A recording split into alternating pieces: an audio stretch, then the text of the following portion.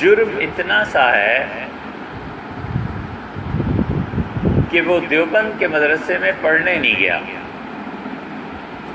بس اگر وہ پڑھا ہوا ہوتا دیوبند کا تو جتنے جاہل ان پہ تنقید کرتے رہے وہ اگر ندوہ کی کتابوں کو پڑھ لیں تو جو صحابہ کرام رضی اللہ عنہم کے متعلق اس کی زبان پہ اعتراض ہے اس سے 10 گنا زیادہ ندوۃ المصنفین والوں نے سیر الصحابہ میں لکھا. مگر سیر الصحابہ کی 10-12 جلدیں پڑھے کون؟ وہ پڑھیں. ایسے ایسے فکرے ہیں کہ ہم جیسے جو حرم کے مرتدین میں شمار ہوتے ہیں کانپ گئے کہ یا اللہ یہ بھی فکرہ لکھا جا سکتا ہے. صحابہ رضی اللہ عنہ کو یہ بھی کہا جا سکتا ہے. محض تعصب کہ ہمارے کسی حضرت سے بیعت کیوں نہ ہوئے اور ہمارے مدرسے میں پڑھے کیوں نہیں. یہ نہیں ہے کہ ہم یہ کہیں کہ مولانا اتنے اچھے اور اتنے اچھے نہ ان کی کوئی غلط باتوں کی صفائی پیش کرنے چلے ہیں. انسان سے غلطیاں ہوئیں لیکن سوشلزم کے فتنے پہ جو انہوں نے بند باندھا اور سوشلسٹوں کے خلاف اٹھتی ہوئی پاکستان کی تحریک کو جس کی تحریروں نے دبایا، مولانا کے علاوہ کوئی اور آدمی مل جائے نا تو پھر کہنا کہ یہ تحقیق کرو، جاؤ جستجو کرو، 100 سال میں بھی ایک آدمی لے آؤ کوئی نہیں. مولانا نے ایک جملہ لکھا اور خود حضرت شاہ ولی اللہ رحمۃ اللہ علیہ کو پڑھنے کے بعد کچھ یہ سوال اٹھتا تھا اور وہ سوال بالکل نیچرلی پیدا ہوتا ہے. سینما ہاؤس میں ایک فلم چل رہی ہوتی ہے، 100 آدمی دیکھ رہے ہوتے ہیں اور ایک مقام ایسا آتا ہے جس پہ 100 میں سے کم 90 دماغ سوچنے لگتے ہیں کہ اب کیا ہوگا. انسانی فطرت ہے. ہمیں مدتوں یہ بات رہی کھٹکتی رہی کہ یہ انگریزوں کی طاقت بنگال تک پہنچ چکی تھی اور انگریز ٹکڑے کر کے آہستہ آہستہ پورے بر صغیر کو کھا رہا تھا. حضرت کی نظر ان پہ کیوں نہیں گئی؟ حضرت رحمت اللہ نے ان کی مخالفت میں کیوں کچھ نہیں لکھا؟ لیکن جب حجت اللہ البالغہ کو پڑھنے اور پھر تھوڑا سا پڑھانے کا موقع ہوا تو پھر احساس ہوا کہ یہ ہستی کتنی بڑی تھی اور اس نے کیا پروگرام اور کیا چیزیں رکھی. یہ الگ بات ہے کہ آنے والوں نے اس کو پڑھا ہی نہیں اور اس حد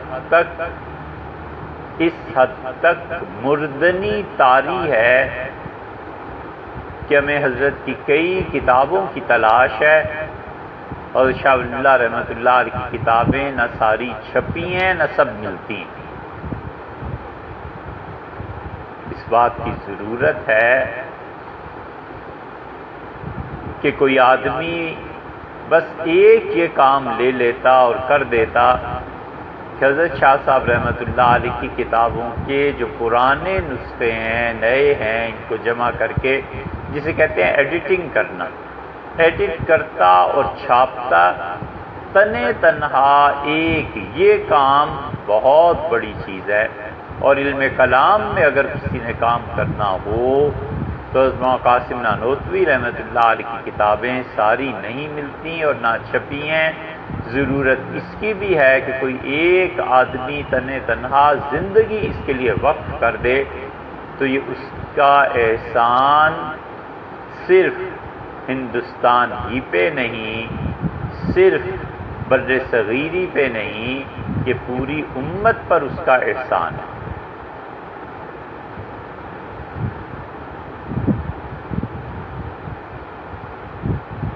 مغرب کی پوری تہذیب،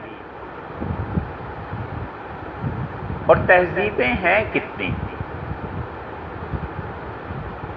دنیا میں سب سے بڑی تہذیب جس کو گنا گیا ہے چین،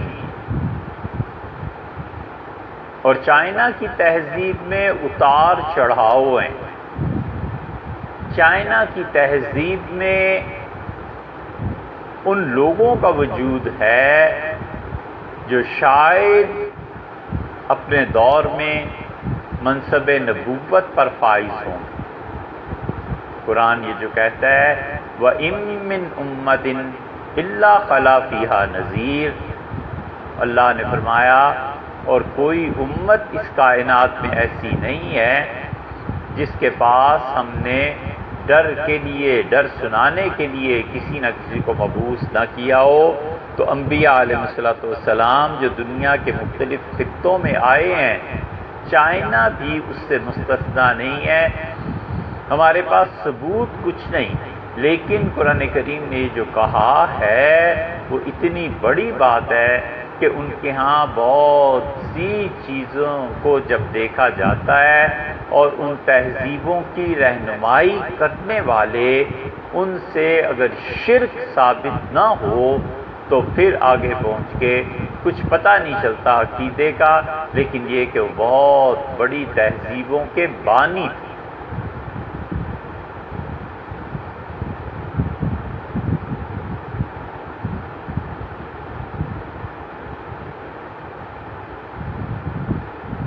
کل درجہ حرارت 42 تھا،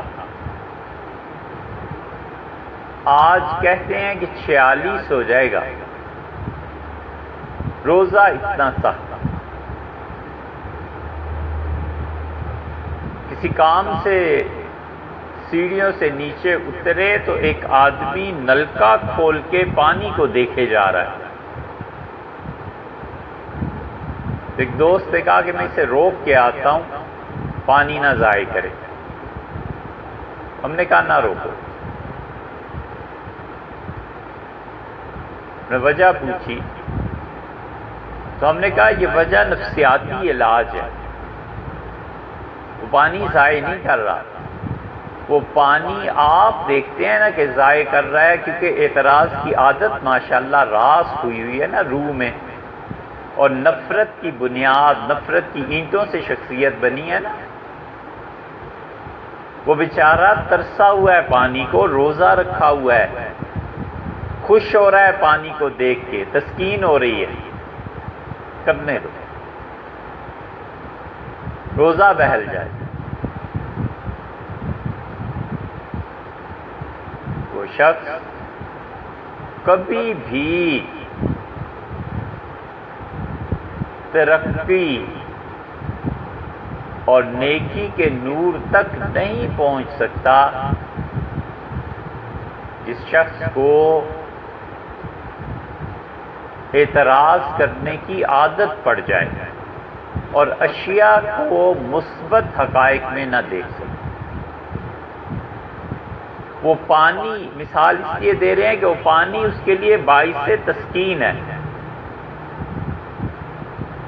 اٹھتی جوانی میں بچے فلمیں دیکھتے ہیں کیسے کس نے مارا، کیسے پٹخا، کیا کام کیا ہے، اور یہ بلڈنگ پوری اڑا دی۔ اس بچے کو پوچھو تو بسا اوقات خود جانتا ہے کہ یہ سب ڈرامہ ہے، کچھ نہیں ہوتا، لیکن تسکین ہے اس جذبے کی جو مار دھاڑ پر مشتمل ہے۔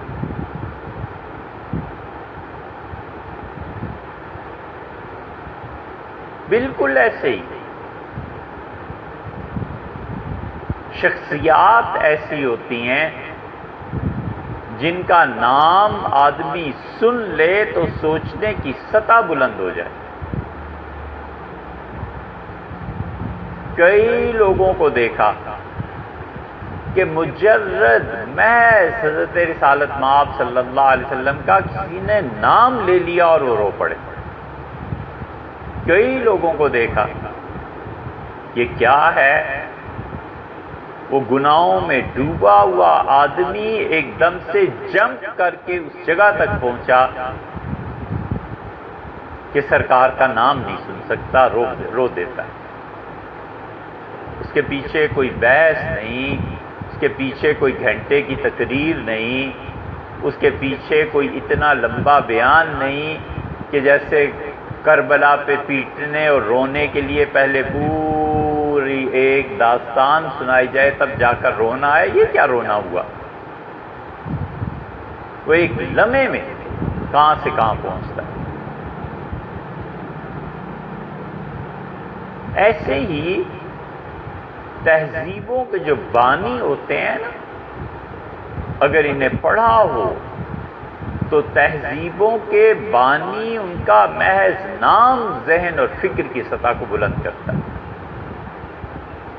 رنجیت سنگھ کو جنہوں نے بھی پڑھا ہے، اس سکھ کے سامنے رنجیت سنگھ کا نام لو، اگر وہ جانتا ہو کہ رنجیت کیا چیز تھا، اس کا دماغ ایک دم سے جمپ کرتی ہے سوچنے کی سطح۔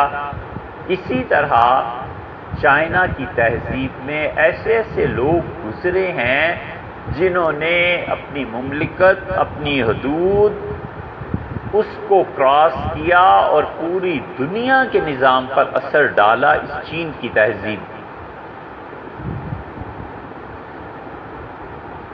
ہندوستان کی تہذیب،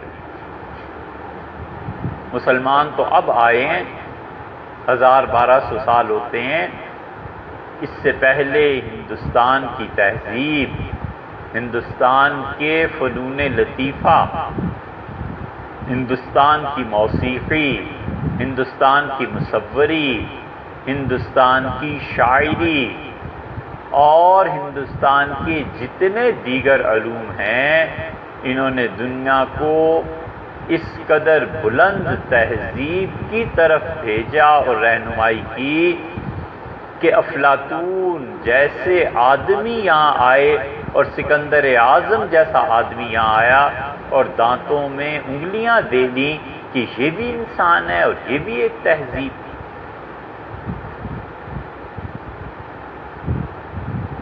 ہندوؤں کی تہذیب کے ساتھ ہندوستان کی تہذیب کہنا زیادہ مناسب ہے۔ اس کے ساتھ اگر دو چیزیں نہ ہوتی، ایک انہوں نے تاریخ اپنی محفوظ نہ رکھی، اور دوسرے جس چیز کو ٹریجڈی کہتے ہیں ان کے ساتھ نہیں آئی۔ یہ دو چیزیں، دو علتیں نہ ہوتی تو ہندوستان کی تہذیب کوئی مغلوب ہونے والی چیز، اس کے ایک جز بدھا کو دیکھ لیں۔ بدھا کہاں پیدا ہوئے؟ بہار میں، اور بدھا کی تہذیب اور تعلیمات چلی ہیں اور اتنی دور تک پہنچی ہیں کہ اتنی برکت، اگر وہ تعلیم ٹھیک تھی، جس کے کچھ آثار اب ملتے ہیں، کہ اتنی برکت انبیاء علیہ السلام ہی کی تعلیم میں ہوتی ہے اور کہیں نہیں۔ سیدنا ابراہیم علیہ السلام اللہ کے اتنے برگزیدہ پیغمبر ہیں کہ اس برگزیدگی کو آپ دیکھیں، یہودی، عیسائی، مسلمان، کوئی ایک مذہب ایسا نہیں ہے جو اپنے آپ کو ان سے منتسب کرتے ہوئے فخر محسوس نہ کرے۔ بدھا کا بھی ہے، کہاں؟ جاپان، آسٹریلیا، انڈونیشیا کے سامنے، ملائیشیا، سنگاپور، انڈونیشیا، چائنا، پورا ہندوستان، یہ اسلام آباد جاہل، ان پڑھ، بدبخت سے روڈز نکالتے ہوئے ساری اس تہذیب کے مراکز کو برباد کر دیا۔ ان پڑھ ایوب خان جنرل، اسے کیا تعلق اور واسطہ تھا علم سے؟ اب تک اسلام آباد میں بدھا کی خانقاہیں پائی جاتی ہیں۔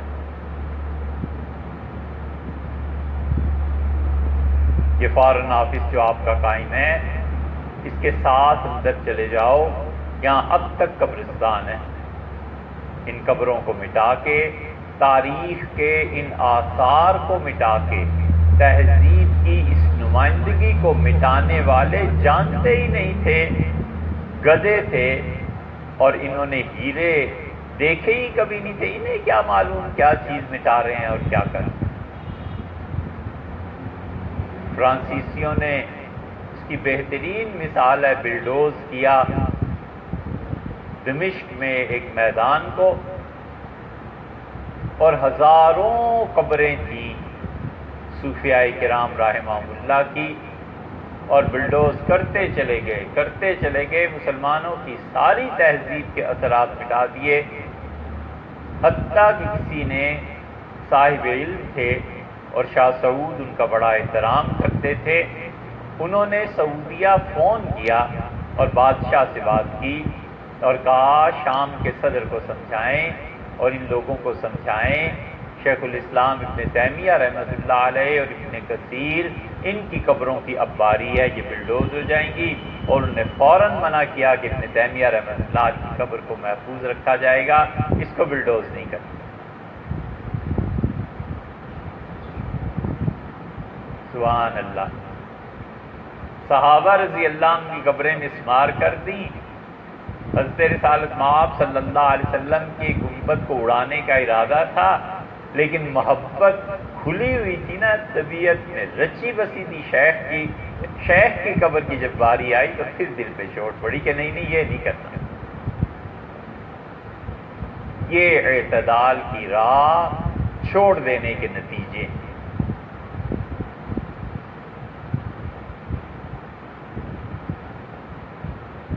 یہ ہندوستان کی تہذیب، اور تیسری تہذیب جو تہذیبوں کی ماں کہنا چاہیے اور جس کے اثرات سے کوئی نہیں نکل سکا،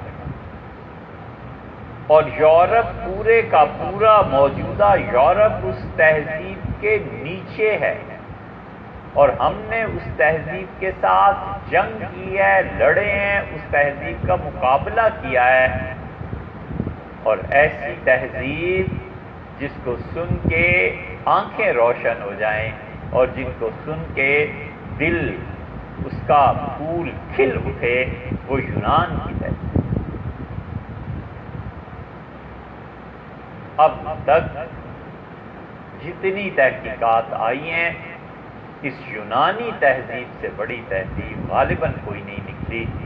اللہ ہی بہتر جانتا ہے کہ اس کے پیچھے کیا ہے، اور یقیناً اس کے پیچھے ہوں گی تہذیبیں، لیکن یونان کی تہذیب ہزاروں سال گزر گئے قبل مسیح کی تہذیب، اس تہذیب نے انسانوں پر ایسا گرپ کیا ہے، پنجے گاڑے ہیں کہ اب تک ہم اس تہذیب کے غلام، اس تہذیب کے پیچھے چلنے والے ہیں۔ یونان کی تہذیب ہے، یورپ جس کی بنیاد پہ اٹھا ہے، یورپ کی ماں ہے، سب تہذیبوں کی ماں ہے، اس کا ٹکراؤ جب ہمارے ساتھ ہوا ہے تو ہم نے اس کا مقابلہ کیا ہے مسلمانوں نے۔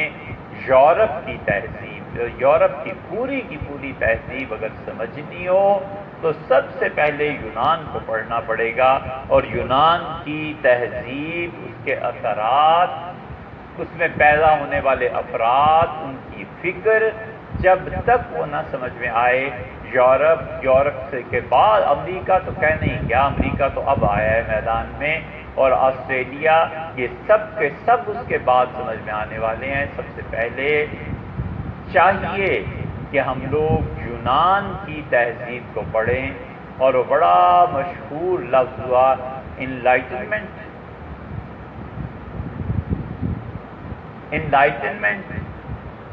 مشرف صاحب نے استعمال کیا کہ غالباً سب سے پہلے، کہ بے نظیر نے کیا ہوگا، ہمیں تو یہی خیال ہے مشرف صاحب نے کیا۔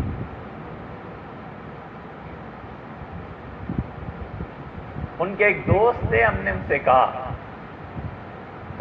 شرط لگانی اگر حرام نہ ہوتی تو ہم آپ سے بجتے شرط 1,00,000 روپے کی، 10 لاکھ کی۔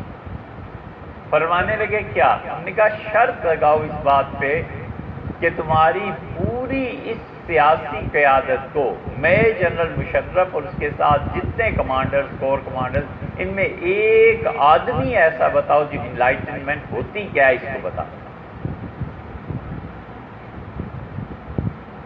جاہلوں کو ایک لفظ سب سے چڑھ گیا ہے، انلائٹنمنٹ۔ انلائٹنمنٹ تمہیں یاد پتا کیا ہے انلائٹنمنٹ کے بارے میں؟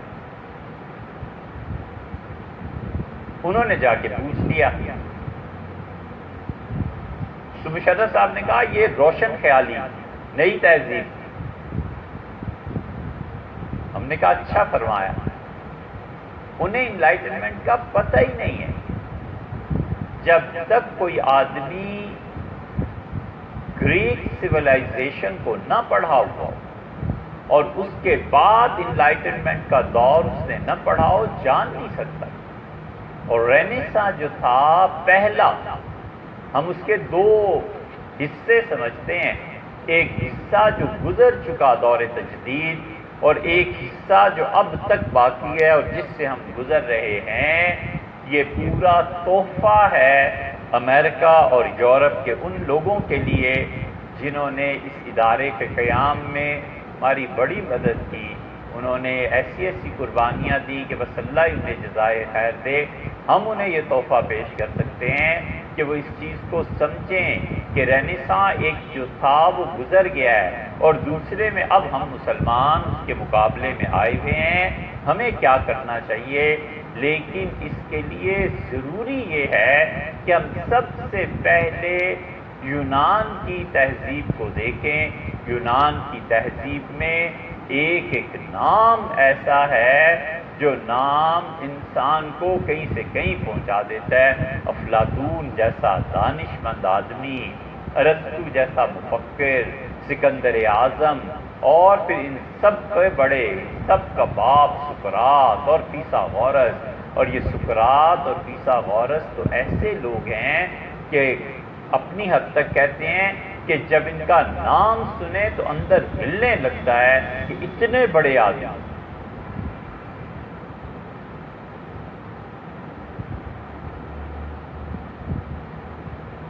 فیثاغورس 3 اکیڈمیز قائم کر رکھی تھی اور ہر آدمی کو اجازت نہیں تھی کہ اس سے جا کے مل لے اور بیٹھ کے پڑھ لے۔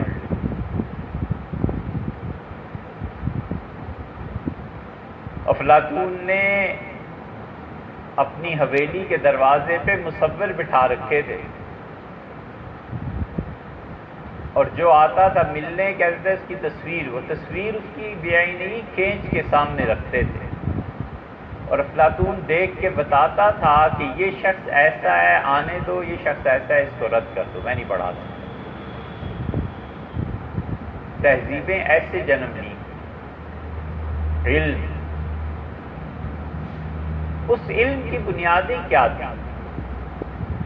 فیثاغورس کی اکیڈمی میں پہلے درجے کے لوگ گپ شپ، جو جس نے کہہ دیا سن لیا۔ یہ انسانی زندگی کا ایک حصہ ہے۔ یہ صوفیہ نے ایک حدیث گھڑی ہے لیکن وہ اپنے مفہوم کے اعتبار سے 100% درست ہے کہ حضور اقدس صلی اللہ علیہ وسلم نے ام المومنین حضرت عائشہ رضی اللہ عنہا سے فرمایا کہ کلمینی یا حمیرہ، گوری میری محبت کے لیے منتخب شدہ خاتون، مجھ سے باتیں کیا کرو۔ حضور صلی اللہ علیہ وسلم ویسے بھی باتیں کرتے تھے، ام المومنین رضی اللہ عنہ بھی باتیں کرتی تھی۔ یہ جملہ کئی بار فرمایا ہوگا لیکن کوئی صحیح سند سے ثابت نہیں ہے کہ فرمایا یا نہیں فرمایا، صحیح سند سے ثابت نہیں ہے کہ فرمایا ہے۔ اس لیے ہم علمی حیثیت سے بات کرتے ہیں، اس کی کوئی بنیاد نہیں ہے۔ چاہے حضور صلی اللہ علیہ وسلم نے 1000 بار یہ فرمایا ہو کہ مجھ سے کچھ بات کریں، مجھے کچھ مشورہ دیں، فرمایا ہی ہوگا، انسانی زندگی ہے۔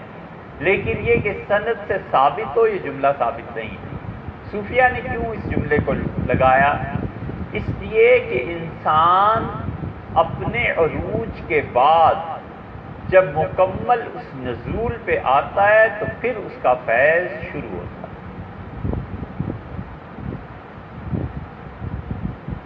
ایسے لوگ جو دنیا میں جوتوں کے ساتھ نہیں تولے جاتے اور لوگ نفرت اور حقارت سے تھوک دیتے ہیں، ان کے مرنے کے بعد کبھی کوئی وقت آتا ہے جب اس ہیرے کی پالش مکمل ہو جاتی ہے، 200 سال بعد 300 سال بعد آنے والی نسل پھر اس ہیرے کو پوجتی ہے، پھر اس کے نام پہ یونیورسٹیز بنتی ہیں، پھر اس کے افکار کی تشریحات کے لیے بڑے بڑے دماغ بیٹھتے ہیں۔ ایسے ہوتا ہے۔ ابن تیمیہ رحمۃ اللہ علیہ جانتے تھے کہ شیخ کے نام سے سلطنتیں قائم ہو جائیں گی، جیل ہو گئی، جیل میں انتقال ہو گیا، کفر کا فتویٰ یا گمراہی کے فتوے تو کھیل تماشا تھے نا مولویوں کے۔ ابن تیمیہ اس میں یہ گمراہ اور شیخ ساری زندگی اپنے کام میں مصروف، اللہ کی یاد میں اتنا زبردست اللہ کو یاد کرنے والا تھا کہ ابن قیم لکھتے ہیں ایک جگہ پہ کہ ہم نے سفر پہ جانا تھا اور ہمارے شیخ فجر کے بعد بیٹھتے تھے اللہ کو یاد کرتے، تہجد کے بعد، اور تہجد سے لے کے اشراق کی نماز پڑھنے تک کسی کی ہمت نہیں تھی کہ بات کرے، سارا مسلسل اللہ کا ذکر۔ تو ایک دن سفر پہ جانا تھا تو میں نے توجہ دلائی، درمیان میں جا کے کہا، تو جب اس کے شیخ آئے تو ناشتے کے لیے کہا تو شیخ نے فرمایا ہمارا اصل ناشتہ وہ ہے جس دن اس میں کمی رہ جائے سارا دن طبیعت مطمئن رہتی۔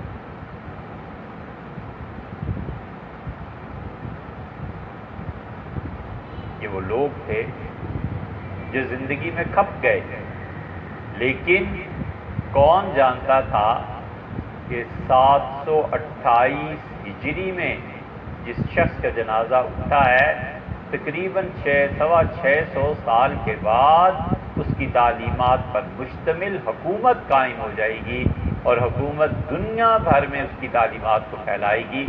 اللہ کا یہ ایک نظام ہے۔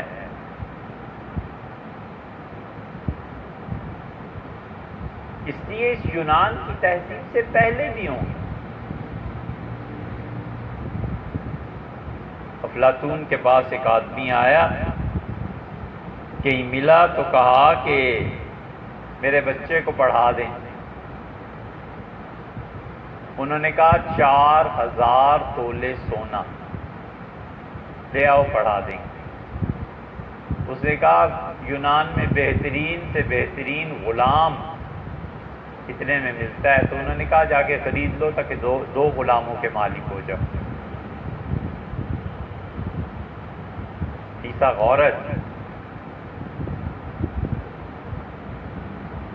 عروج کے بعد نزول کی سطح آتی ہے، وہ نزول کی سطح 600 سال کے بعد آئے، 200 سال کے بعد آئے۔ اسپین کی حکومت پوری مستقل مراکش اور اسپین کی ایک حکومت ایسی تھی جس کی بنیاد امام غزالی تھی،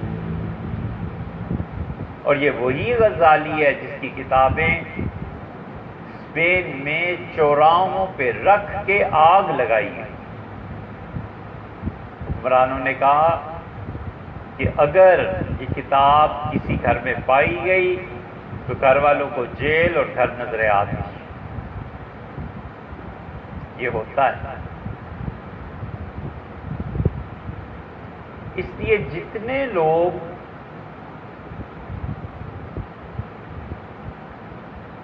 قوت نافذہ کو چاہتے ہیں اور اس کے حصول نہ ہونے پہ مایوس ہو جاتے ہیں، ان کی عقل پہ بھی ماتم کرنا چاہیے۔ کس کس پہ ماتم کریں؟ بقول غالب کے حیراں ہوں دل کو روؤں کہ پیٹوں جگر کو میں، مقدور ہو تو ساتھ رکھوں ایک نوحہ گر کو میں۔ ہر بات پہ نوحہ گری کرتا رہے۔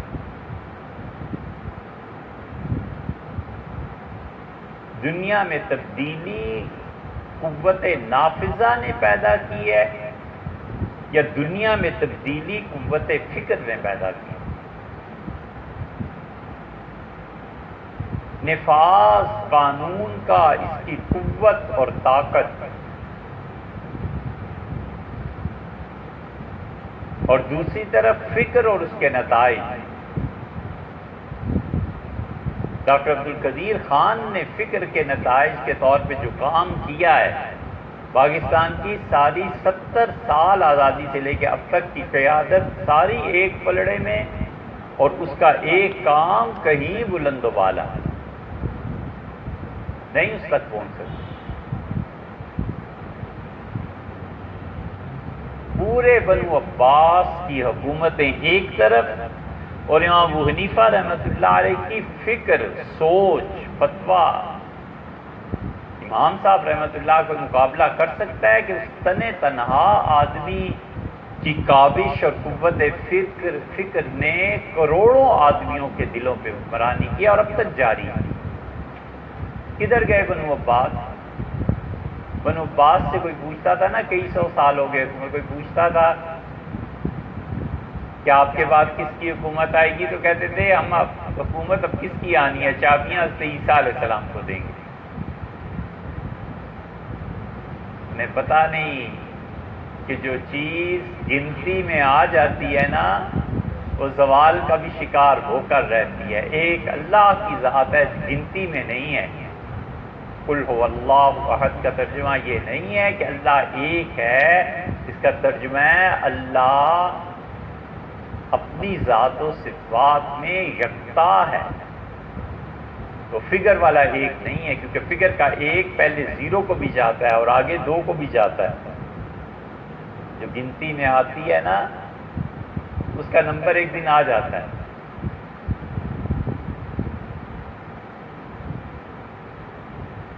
برف سے کسی نے پوچھا کہ اتنی اچھی کیوں ہو، گرمیوں میں اتنی پسند کیوں کی جاتی ہے؟ اس نے کہا جو چاہتے ہیں ان سے پوچھو۔ اس نے کہا تم بھی بتاؤ، تو اس نے کہا پہلے بھی پانی تھی اور پگھل کے پھر پانی۔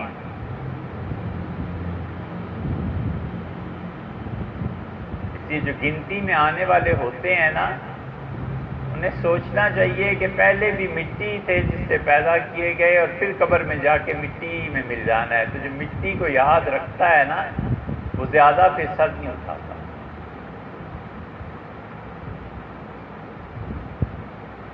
کس چیز نے تبدیلی کو پیدا کیا؟ قوت فکر نے یا قوت نافذہ نے؟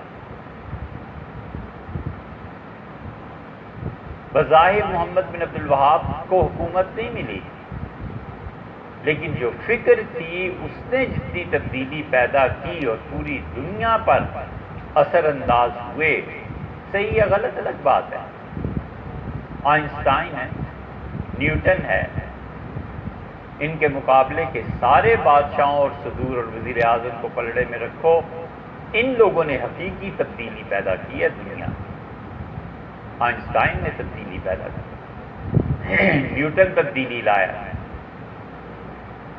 میڈیکل میں جس آدمی نے سن کرنے کی دوا ایجاد کی اور محنت کی، اس نے تبدیلی پیدا کی ہے۔ کیوں ڈاکٹر صاحب؟ تبدیلیاں انہوں نے پیدا کی، اور بہت سے مذہبی رہنما اس حقیقت کو نہیں سمجھتے، چونکہ اس قوت سے ناواقف ہیں اور پڑھتے نہیں ہیں، تو انہوں نے اپنی نسلوں کو چلایا کہ قوت نافذہ کی طرف چلو۔ یہ نہیں تعلیم دی کہ بدلتی ہوئی دنیا میں جتنے نئے ٹرینڈز ہیں، ان کے متعلق اپنے نظریات کو واضح کرو، اپنا منہج لائے عمل طے کرو، تاکہ آئندہ اپنی نسلوں کو ان تہذیبوں سے بچا سکو۔ پڑھے لکھے نہیں. یونان کی فکر، یونان نے جو تہذیب دی، فیثاغورس دوسری اکیڈمی میں چلا. یہ پہلے درجے لوگوں سے باتیں کرنا، اپنے مقام سے نیچے اترنا، اپنی سطح سے نیچے آنا، گپ شپ، دل بہلے.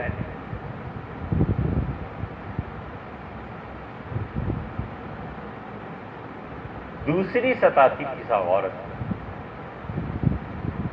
جاتے تھے اور پڑھاتے تھے تعلیم. اور تیسری چیز اس شخص کی، تیسری یونیورسٹی، تیسرا ادارہ خانقاہ تھا. وہاں تزکیہ ہوتا تھا، وہاں بیٹھ کے بحث ہوتی تھی. غصہ کیا ہے، عقل کیا ہے، حسد کیا ہے، یہ بیماریاں تم لوگوں میں آ گئی ہیں، تم لوگوں نے اس سے نجات پانی ہے، یہ چیزیں پڑھنی ہیں. اللہ ہی جانتا ہے کہ کب خدائیاں ہوں گی اور کب اس سے آگے کا کوئی سراغ ملے گا، لیکن فی الحال یہ چیزیں مل چکی ہیں. یہ یونان کی تہذیب تھی جس نے انسانوں کو سکھایا، اور پوری کائنات میں کوئی تہذیب، چاہے وہ آج سے 10,000 سال بعد ہی کیوں نہ آئے اور چاہے آج سے 1 کروڑ سال پہلے تھی، بنیادی طور پر 3 ہی باتیں. ایک بات یہ ہے کہ تصور خدا کیا چیز ہے، اللہ کیا ہے، خدا کیا ہے.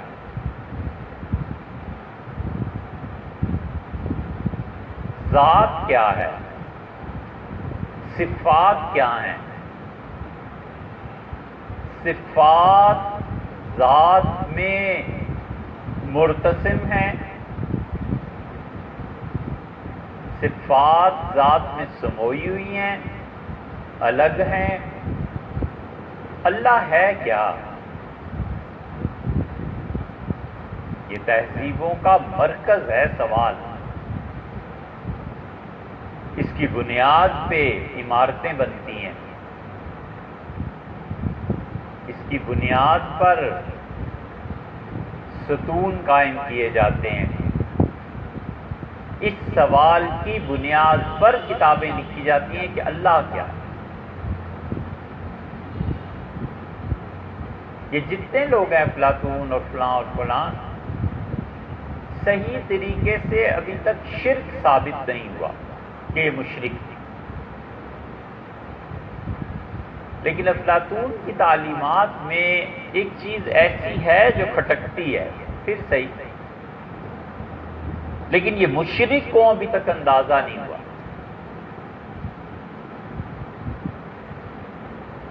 مجسمہ سازی، کسی گھر میں مجسموں کا پڑا ہونا، کسی آدمی کا پینٹنگز کرنا، یہ اس بات کے ثبوت کے لیے کافی نہیں ہے کہ یہ شخص مشرک ہے.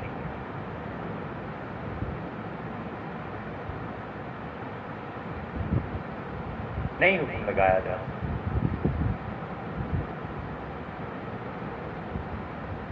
اور دوسرا سوال جس پہ پوری تہذیب کا دار و مدار ہوتا ہے کہ فرد کی تعریف کیا ہے، انسان کیا ہے،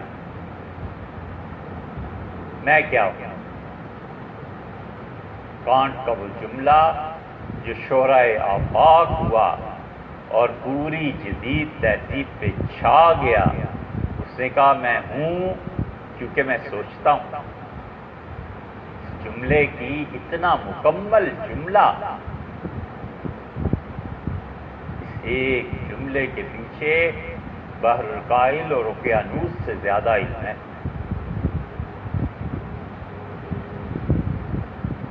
یہ سوال تہذیبوں کو جنم دیتا ہے.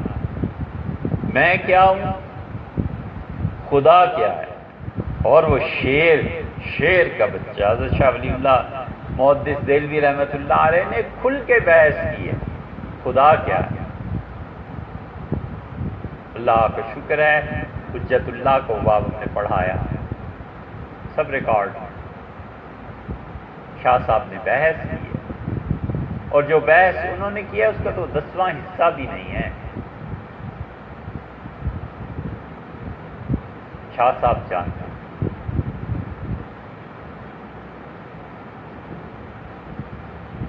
الفاظ نہیں ہیں اس شخص کی تعریف کے لیے۔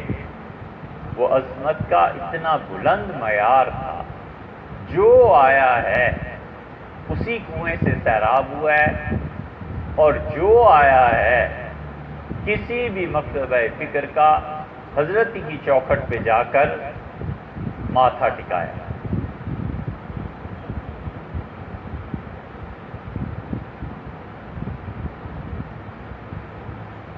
اور تیسرا سوال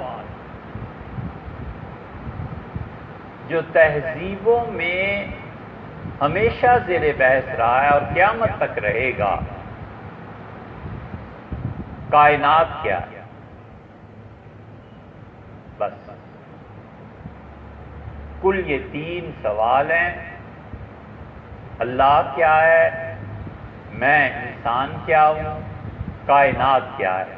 یہ ایک مثلث ہے، ہر زمانے میں اس کے تینوں زاویے بدلتے رہے ہیں، ایڈجسٹ ہوتے رہے ہیں۔ کون سا کس کے پیرالل رہا ہے، کون سا بیس میں رہا ہے، کبھی انسان بیس بنا ہے، کبھی کائنات بیس بنی ہے، کبھی اللہ کی ذات پاک۔ پھر کے یہی آنا ہے تہذیب نے۔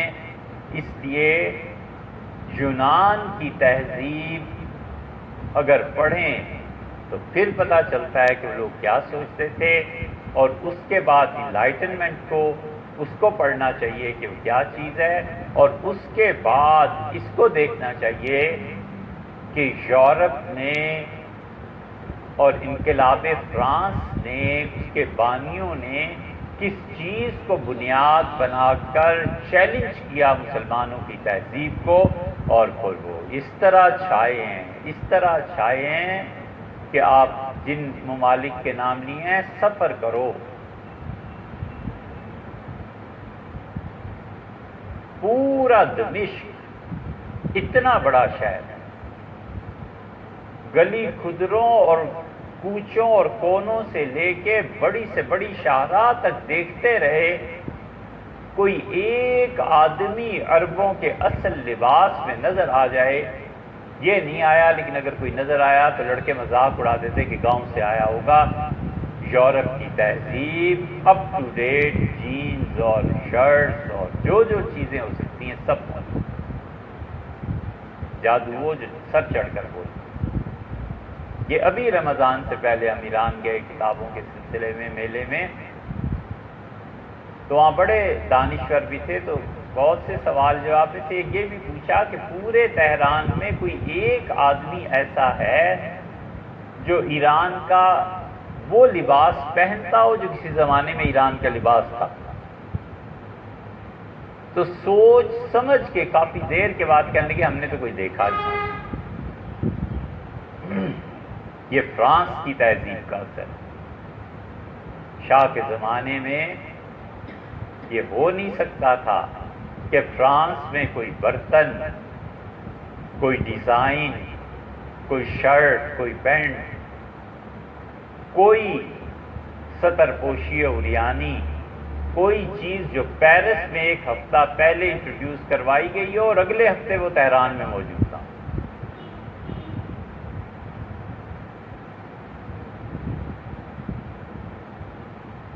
خمینی نے جو انہیں پھیرا ہے اس تہذیب کا ایک حصہ ہے، اور امام خمینی 10 سال تک ابن عربی کو پڑھاتے رہے۔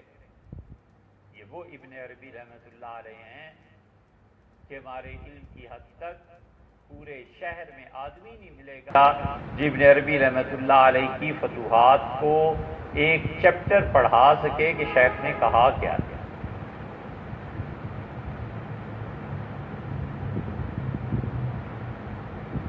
اس لیے ہمیں صاف سیدھا سا اصول پتہ ہے،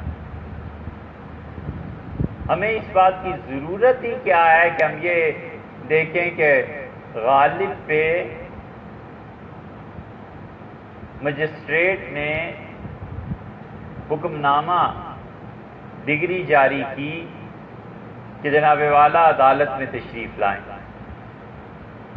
کیونکہ موصوف اپنے گھر کی بیٹھک میں جوا کراتے تھے بھئی جوا، غالب جوا خود بھی کھیلتے تھے، چپکے کانوں میں ٹرکس بھی بتاتے تھے، پیسے بھی لیتے تھے۔ ہندو جواری تھے، ان کے پیغام بھیجتے تھے کہ کس دن ادھر بھی درشن ہونے چاہیے۔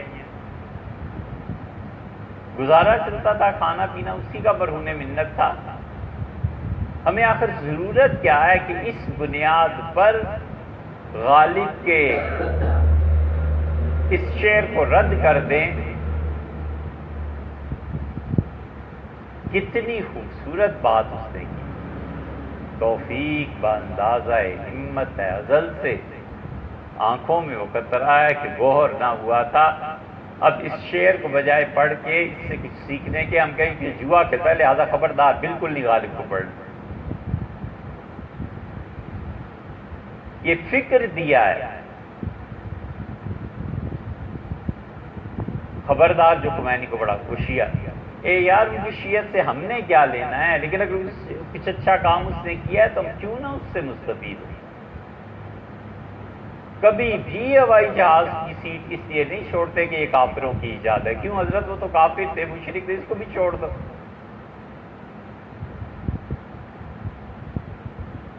تعصب علم اور اس کے راستوں کو اور سال ہا سال جو عمل جاری رہنا چاہیے سیکھنے کا، اس کو اتنا تباہ کر دیتا ہے کہ لیمو کو دودھ میں ملائیں تو دودھ کی وہ درگندی بنتی جو اس فکر سے بنتی ہے۔ بالکل نہیں پڑھنا۔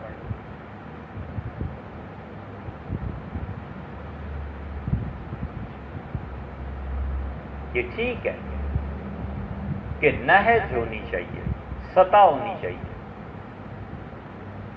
ایک آدمی کی علم کی سطح اتنی بلند ہو جائے بچے کی کہ وہ کہے کہ میں یہ کتاب پڑھنا چاہتا ہوں، تو معلم کو چاہیے کہ سطح دیکھ کے اجازت دے کہ ہاں بیٹے پڑھیے، کیوں نہیں پڑھتے، ضرور پڑھیے۔ اور اگر وہ علم کی سطح نہیں ہے تو نہیں اجازت دینی چاہیے۔ نالائقوں نے ابن عربی رحمۃ اللہ علیہ کو پڑھا اور کفر کے فتوے بھی دے دیے بہت سو نے، لیکن جنہوں نے کفر کے فتوے دیے یہ سارے ہی نالائق نہیں تھے، بڑے بڑے لوگ تھے، بڑی ہستیاں تھیں۔ لیکن جب بھی دنیا میں تہذیبوں کا ٹکراؤ ہوگا، جب بھی دنیا میں تہذیب اٹھے گی، اب تک یونان کی تہذیب سے نہ ہم بے نیاز ہیں نہ وہ بے نیاز ہیں۔ فرق اتنا سا ہے کہ انہوں نے اپنی سنگ بنیاد یونان کی تہذیب سے پہ رکھا ہے، ہم نے اپنا سنگ بنیاد الگ رکھا تھا، اور وہ خدا کی وحی تھی جو یقیناً یونان کے فلسفے سے جا کے ٹکرائی، اور یونانی فلسفے نے بھی ہمارے بہت سے بڑے لوگ مارے، لیکن ہم نے اس سے بڑھ کے مارے، اور ہم نے ثابت کیا کہ خدا کی وحی کبھی بھی شکست نہیں کھاتی اور عقل کے مقدمات شکست کھاتے ہیں۔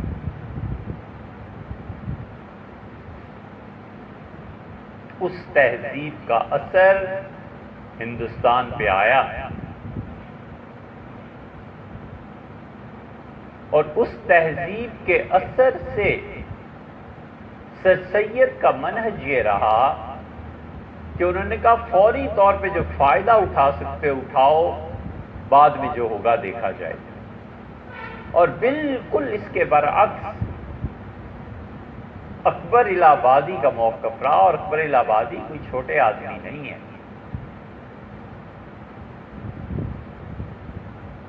اکبر الہ آبادی کو کتنوں نے پڑھا ہوگا؟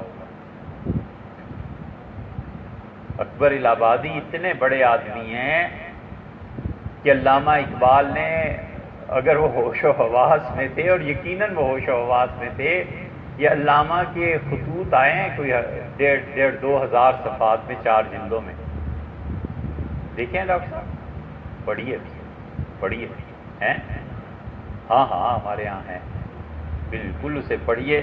اس رمضان میں سب سے اچھی عبادت آپ کی یہی ہے، فرائض اور تراویح کے بعد پڑھیے، 4 جلدوں میں ہے۔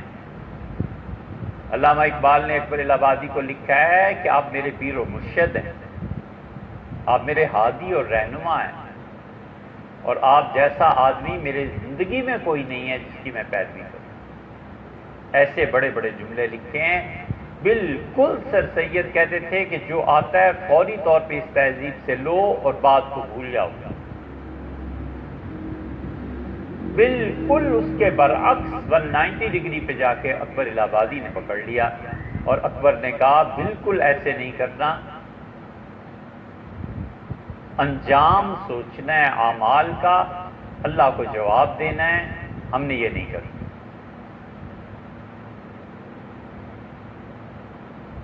کہتے ہیں کہ فردوسی سے محمود غزنوی نے درخواست کی کہ اگر آپ ایک شاہ نامہ اسلام لکھ دیں تو ہر شعر پہ ایک اشرفی انعام میں دوں گا۔ تو جب لکھ کے حاضر ہوئے تو اتنے اشعار تھے کہ تو پورا خزانہ جاتا تھا۔ کہتے ہیں یہ قصہ ہے یا کیا ہے، تو محمود غزنوی گھبرائے کہ اتنے پیسے کہاں سے دیں۔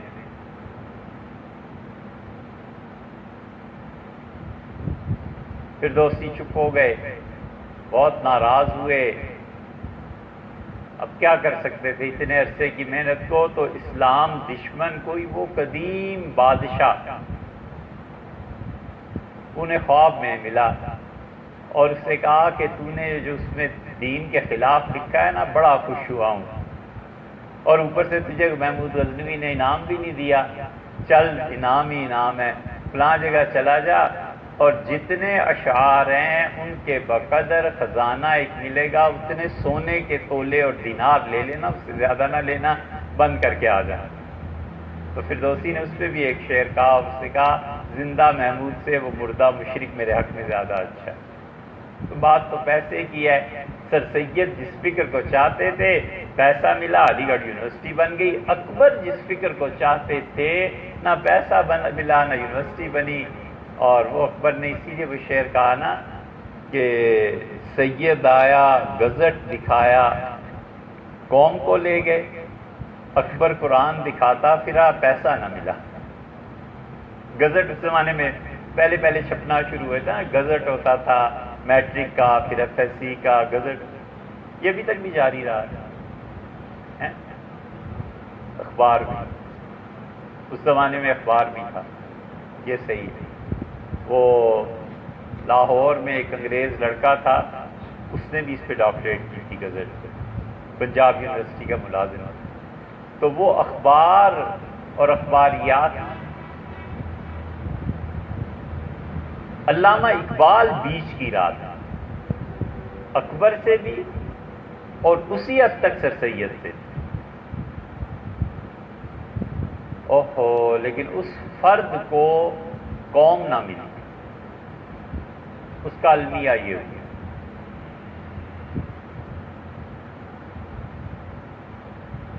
جن کی قیادت وہ کرتا وہ نہ ملی۔ اس سے آسان مثال اگر سمجھنی ہو نا تو بھٹو جتنی بڑی قداور شخصیت سیاسیات کے اعتبار سے تھا، پارٹی نہ ایسی ملی۔ پارٹی والے ڈیپو اور تیل کی ایجنسیوں سے بڑھ کے سوچ ہی نہیں سکتے تھے، انہیں کیا پتا تھا کہ فکر کیا چیز ہے، تفکیر کے عمل کیسے ہوتے ہیں، قومیں کیسے بدلتی ہیں۔ اس لیے یہ دنیا کی جتنی تہذیبیں ہیں نا، بنیادی طور پہ یہ 3 ہی سوال ہیں: حق تعالی شانہ کیا ہے، انسان کیا ہے، کائنات کیا ہے، اور تینوں کا باہمی ارتباط کیا ہے۔ علم پہ بھی اسی، علم کی بنیاد بھی یہیں سے ہے اور تہذیبوں کی بنیاد بھی۔ انشاءاللہ پھر بات